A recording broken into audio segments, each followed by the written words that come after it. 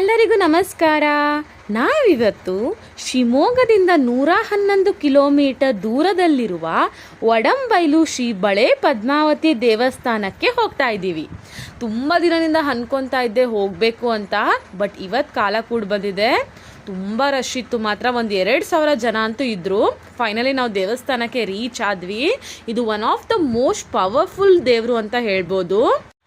ಸಂತಾನ ಭಾಗ್ಯ ಹಾಗೆ ಮದುವೆ ಯೋಗ, ಎಂಥ ಸಮಸ್ಯೆ ಇದ್ದರೂ ನೀವು ಇಲ್ಲಿ ಬಳೆ ಹರಕೆ ಮಾಡ್ಕೊಳ್ಳಿ, ಖಂಡಿತವಾಗಿ ನೆರವೇರುತ್ತೆ.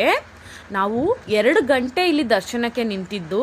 ಫೈನಲಿ ದರ್ಶನ ಕೂಡ ತುಂಬ ಚೆನ್ನಾಗಾಯಿತು ನಮಗೆ. ನೀವು ಹೋಗೋದಿದ್ರೆ ವೀಕ್ ಡೇಸಲ್ಲಿ ಹೋಗಿ, ವೀಕೆಂಡ್ಸಲ್ಲಿ ಹೋಗೋಕ್ಕೆ ಹೋಗ್ಬೇಡಿ, ತುಂಬ ರಶ್ ಇರುತ್ತೆ. ಹಾಗೆ ಇಲ್ಲಿ ತುಲಾಭಾರ ಸೇವೆ ಕೂಡ ಇದೆ. ಮತ್ತು ಇಲ್ಲಿ ಮುಕ್ತಿನಾಗರ ದೇವರು ಕೂಡ ನಾವು ನೋಡ್ಬೋದು.